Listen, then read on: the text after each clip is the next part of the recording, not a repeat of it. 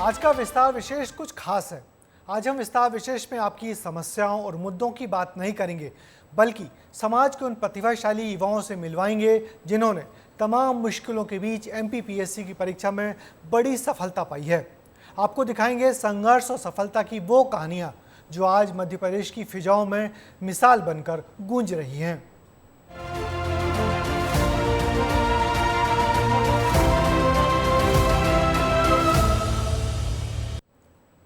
मध्य प्रदेश लोक सेवा आयोग की परीक्षा 2021 का रिजल्ट आ गया है। एमपीपीएससी ने इस परीक्षा की 87% सीटों का परिणाम घोषित किया है। इस रिजल्ट के टॉप 10 में से 7 महिला उम्मीदवार हैं। डिप्टी कलेक्टर के 24 में से 12 पदों पर महिलाओं ने बाजी मारी है और इस परीक्षा में टॉप करने वाली भी एक छोटे से शहर रायसेन की अंकिता पाटकर हैं, जिन्होंने एक छोटी सी जगह से बड़ी सफलता हासिल की है। संघर्ष से शिखर तक अंकिता ने रच दिया कीर्तिमान, आसमान में अंकित किया नाम।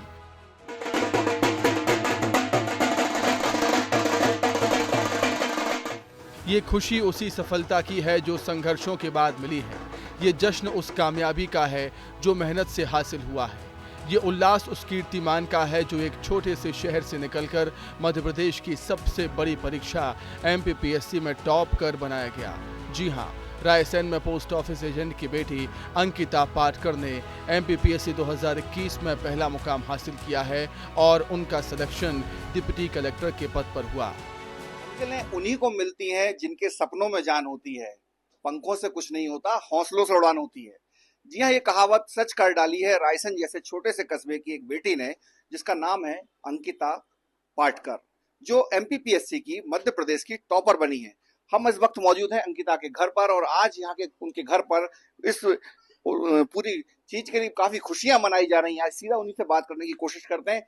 अंकिता, सबसे पहले तो शुरुआत आपसे यही कि विस्तार न्यूज के पूरी टीम की तरफ से, परिवार की तरफ से आपको बहुत बहुत शुभकामनाएं इस अचीवमेंट के लिए। Thank you sir, thank you so much. तो इतना बड़ा अचीवमेंट कैसे हासिल किया, कितनी मेहनत करी?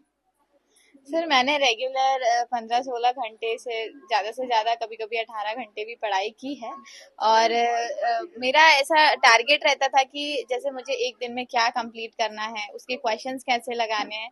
तो सर मैं मिला जुला के उसके प्रीलिम्स के क्या क्वेश्चन है, मेंस के क्या क्वेश्चन है और किस तरीके से हम करंट को उसमें इन्वॉल्व कर सकते हैं, वो मेरा फोकस रहता था और जितना ज़्यादा है मैं कोशिश करती थी अपने मेंस को नूरिश करने का। अंकिता ने टॉप कर यह मुकाम अपने दम पर हासिल किया। पहले रायसेन और फिर बाड़ी जैसे छोटे कस्बे में नवोदय स्कूल से पढ़ाई की, लेकिन उसका लक्ष्य क्लियर था। 2019-2020 में एग्जाम नहीं हुए तो वो डीमोटिवेट हो गई थी, लेकिन फिर उठकर खड़ी हुई और सफलता हासिल करने तक चैन से नहीं बैठी। कितनी मेहनत करना पड़ी इस मुकाम पर पहुंचने के लिए, क्योंकि आपके पेरेंट्स ने आपको काफी सपोर्ट भी किया है, लेकिन कितनी मेहनत करना पड़ी? सर कोई भी जो अचीवमेंट है उसके पीछे मेहनत करनी होती है। तो सर कॉन्सेप्ट बिल्ड करने में ही मुझे 1 से 2 साल लग गया था, हिस्ट्री, ज्योग्राफी, पॉलिटी वगैरह कवर करने के लिए। पर उसके बाद सर मैंने रेगुलर रिवीजन पे काम किया और जो हमारे छोटे टॉपिक्स हैं जैसे इकोनॉमिक्स, एथिक्स और हिंदी वगैरह, इनको मैं सर टाइम के इंटरवल पे रिवाइज करती रहती थी। और टेस्ट सीरीज तो सर मेरी हमेशा लगी रहती थी, मेंस मेरा हो नहीं हो, प्रीलिम्स क्लियर हुआ है नहीं, मैं हमेशा अपने आंसर्स पे फोकस करती रहती थी। आज पूरे रायसेन में जैसे खुशी की लहर दौड़ गई है। वो पिता खुशी से फूला नहीं समा रहा है जिसकी बेटी ने प्रदेश में टॉप किया है भी सच, जब बेटी शिखर पर होती है तो पिता के पैर भी जमीन पर नहीं रहते। पोस्ट ऑफिस में एजेंट दौलत राम पाटकर कभी खुद नाचते हैं तो कभी बेटी को गोद में लेकर झूमते हैं। अंकिता के पापा भी हमारे साथ मौजूद हैं। कैसा लग रहा है? आज तो बिटिया डिप्टी कलेक्टर बन गई आपकी। बिटिया डिप्टी कलेक्टर बन गई, इसका बहुत खुशी हो रही है और बहुत अच्छा लग रहा है हमको और सभी लोगों को बहुत अच्छा लग रहा है। परिवार के लोग सभी बहुत खुश हैं और मोहल्ला के लोग या रायसेन के सभी लोग, आप लोग बहुत खुश हैं। हम बहुत अच्छा लग रहा है। मतलब अंकिता शुरुआत से ही होनहार रही है। प्राइमरी टीचर के पद पर सिलेक्शन हुआ तो हाल ही में सहायक विकास विस्तार अधिकारी के पद पर भी चयन हुआ, जिसमें उन्होंने मार्च में ही ड्यूटी ज्वाइन की। अंकिता की मां भी शिक्षक थी। चंद्रकला पाटकर हाल ही में सहायक शिक्षक से रिटायर्ड हुई हैं और उन्होंने हमेशा अंकिता को आगे बढ़ने के लिए प्रेरित किया है। अंकिता की माँ भी टीचर रही हैं, अभी रिटायर्ड हो गई हैं। आप उनसे बात करते हैं। कितना मोटिवेशन दिया आपने अंकिता को? मार्गदर्शन दिया शुरू से ही, मतलब गुरुओं के मार्गदर्शन में तो रही हैं, टीचरों को में रही हैं स्कूल शाला में, और मैंने स्वयं भी इनको मतलब मार्गदर्शन दिया है। तो इन लोगों ने अपने मेरी प्रेरणा को माना, हमेशा समझा और उसके अनुसार काम किया, अपने जीवन में ये आगे बढ़ी तो आज ये इस मुकाम तक पहुंच गई। अंकिता पाटकर ने कामयाबी की इबारत लिखकर अपना नाम इतिहास के पन्नों में अंकित कर दिया। साथ ही छोटे शहरों और कस्बों में आने वाले बच्चों को हौसला दिया है कि मेहनत के दम पर कुछ भी हासिल किया जा सकता है। विस्तार न्यूज के लिए विजय सिंह राठौर की रिपोर्ट। शादी के बाद लड़कियां अपने सपनों का गला घोंट देती हैं। परिवार और बच्चों की जिम्मेदारियों के आगे लड़कियां अपने सपनों से समझौता कर लेती हैं। लेकिन भोपाल की ज्योति राजौरे ऐसी लड़कियों और महिलाओं के लिए उम्मीद बनकर उभरी हैं। ज्योति ने तमाम जिम्मेदारियों के बीच एमपीपीएससी की परीक्षा में 10वीं रैंक हासिल की और डिप्टी कलेक्टर बनने का अपना सपना पूरा किया है।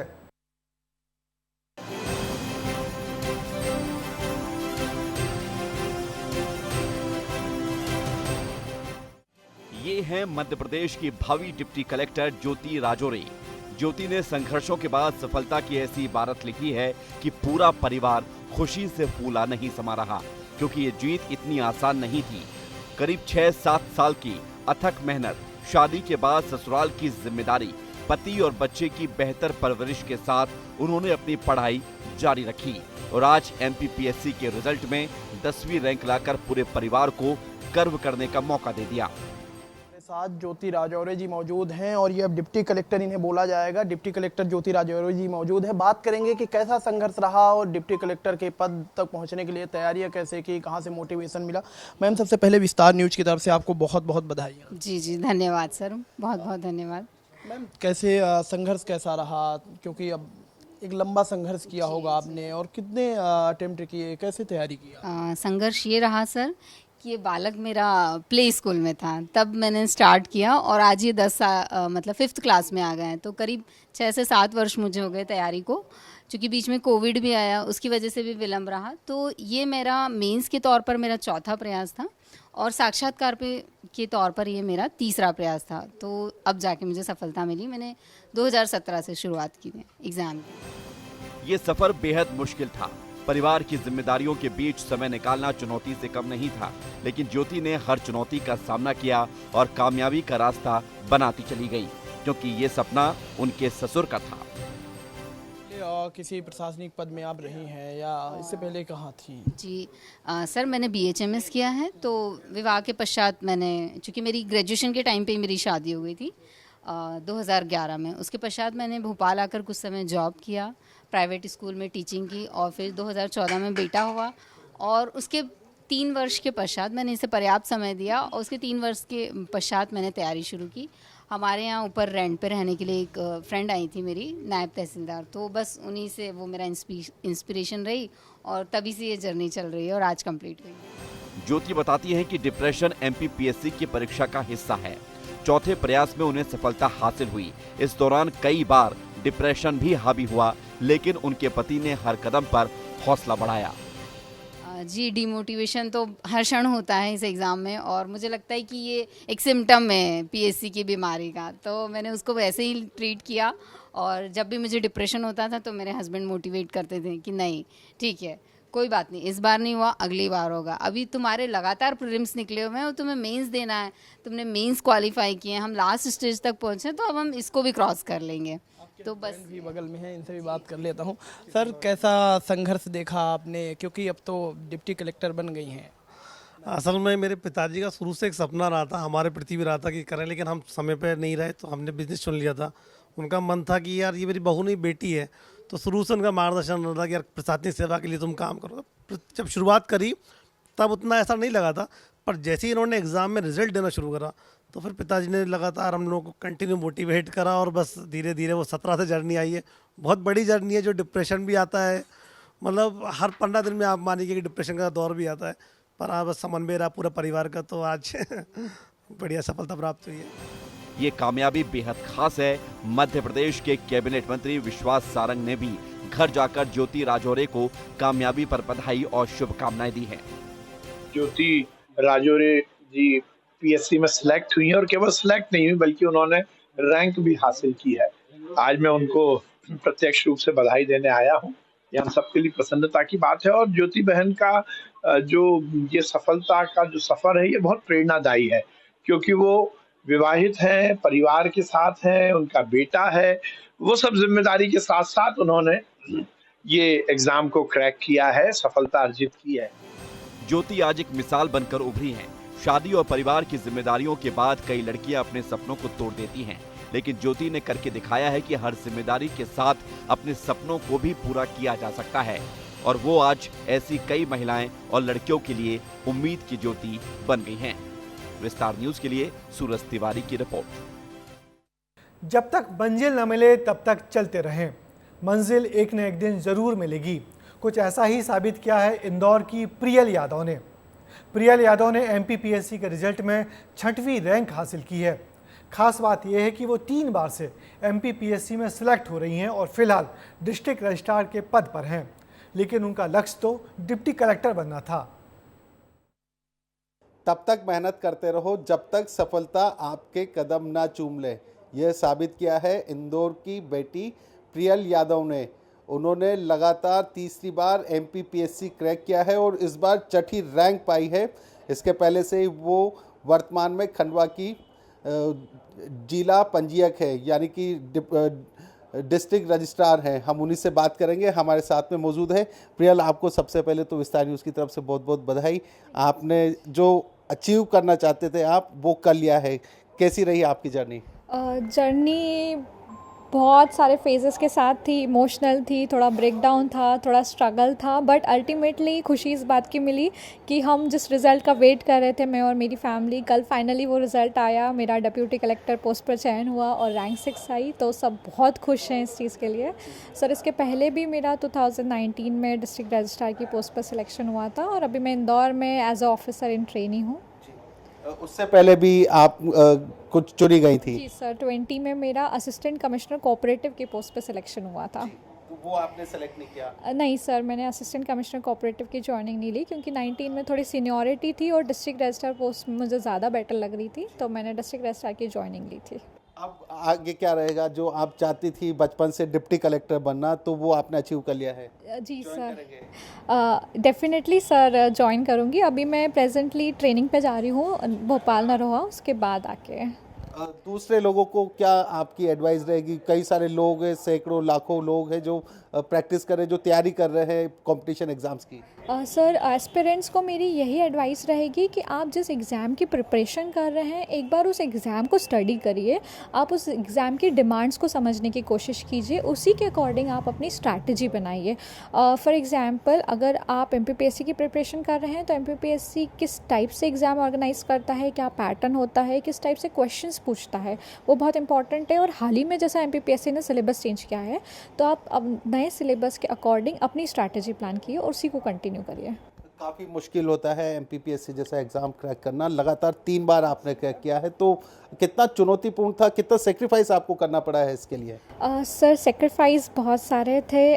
सबसे पहले आपकी सोशल लाइफ कट ऑफ हो जाती है एक, बट जैसे कि मेन कोरोना भी इस एग्ज़ाम के बीच में आ गया था, तो कोरोना में एक थोड़ा सा मेंटल ब्रेकडाउन था। और मैं इंजीनियरिंग मेरा बैकग्राउंड रहा है, तो मुझे बहुत ज़्यादा इन सब्जेक्ट्स का नॉलेज नहीं था जो सिविल सर्विसेज में आते हैं। और दूसरा, इंजीनियरिंग में जो मेरे साथ के फ्रेंड्स थे उनका प्लेसमेंट था, पैकेज था अच्छा, वो बाहर अच्छी लाइफ में सेटल हो चुके थे और मैं यहाँ पे एक स्ट्रगलिंग फेस में थी। रिजल्ट्स नहीं आ रहे थे, एग्ज़ाम्स मैंने सारे क्वालिफाई किए पर फाइनल रिज़ल्ट कोई भी आ नहीं रहे थे कोरोना के बाद। बट मुझे ये फेथ था और ये विश्वास था कि जिस भी दिन फाइनल रिज़ल्ट आएगा, फाइनल लिस्ट में मेरा नाम रहेगा।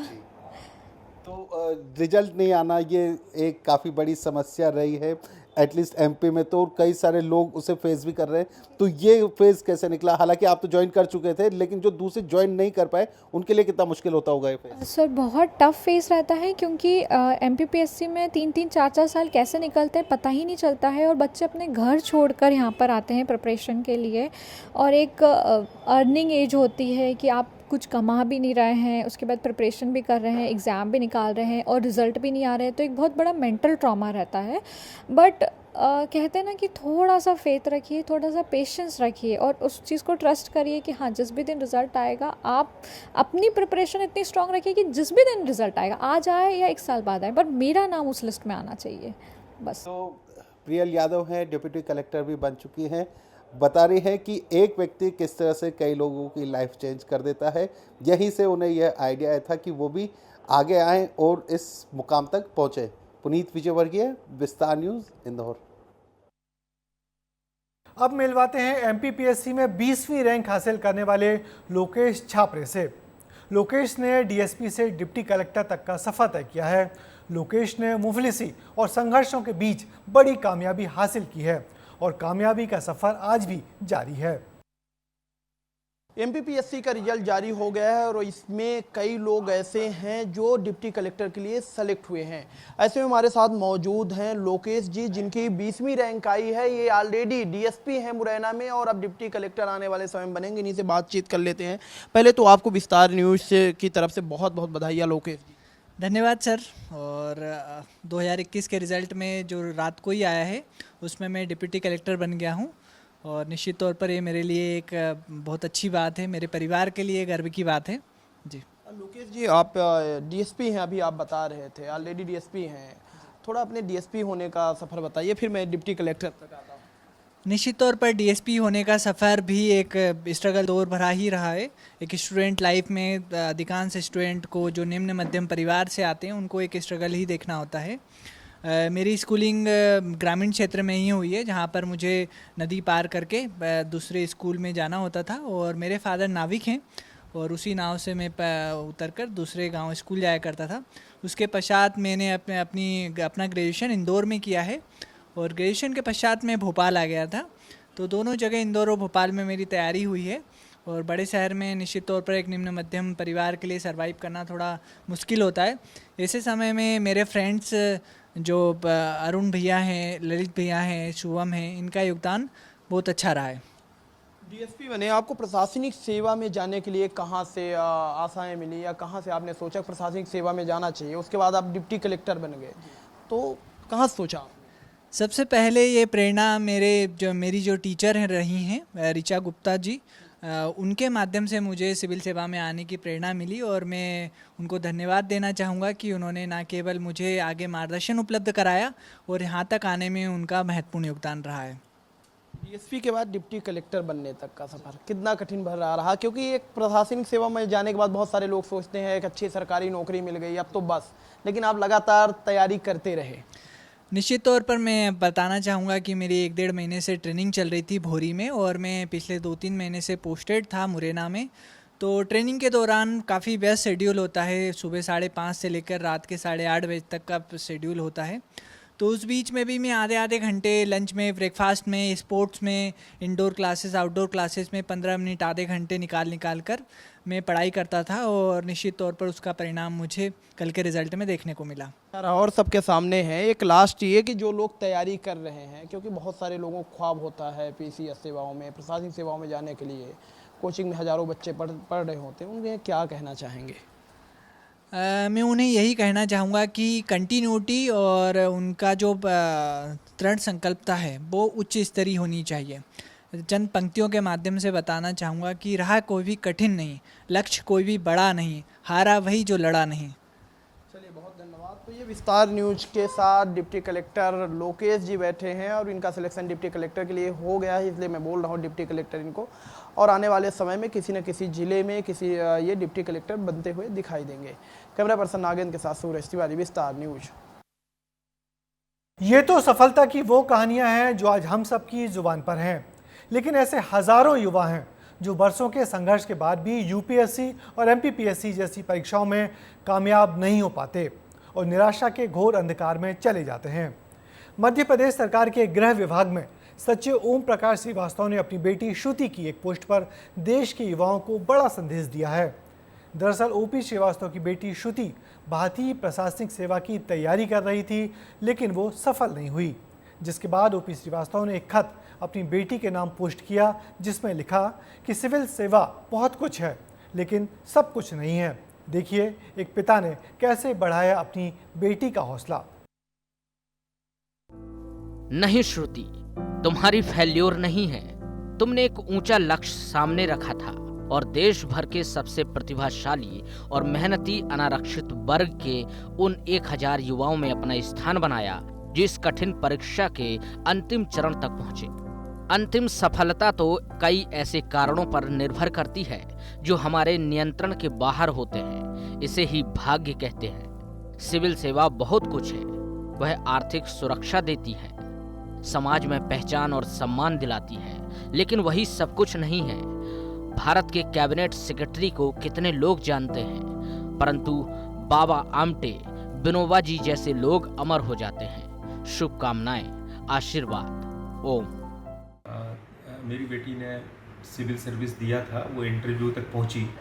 पिछले कई वर्षों से लगातार मेहनत कर रही थी। इस बार काफ़ी आशा थी कि उसका हो जाएगा, लेकिन नहीं हो पाया। कुछ विषय ऐसे थे जिसमें जितना सोचा था उतने मार्क्स नहीं आए। हालांकि इंटरव्यू में बहुत अच्छे मार्क्स उसके आए। तो मैंने उसको प्रोत्साहित किया कि केवल सिविल सर्विस ही जीवन का लक्ष्य नहीं है, जीवन बहुत बड़ा है। और ये ज़रूर है कि सिविल सर्विस मिलती है तो हमको एक आर्थिक एक सुनिश्चितता मिलती है, समाज में सम्मान मिलता है, पहचान मिलती है, लेकिन आप इससे बड़ी पहचान अपने कामों से समाज में बना सकते हैं। और मुझे खुशी है कि मेरी बेटी ने इतना सब होने के बाद भी वो निराश नहीं हुई। उसने कहा नहीं, अब मैं अपने पूरी योग्यता का उपयोग समाज के लिए करूँगी, और उसने बच्चों की और महिलाओं के क्षेत्र में, ग्रामीण क्षेत्रों में काम करने का निश्चय किया। आज विस्तार विशेष में बस इतना ही। मुझे दीजिए इजाज़त। आपसे फिर मुलाकात होगी आपकी कुछ और खबरों के साथ।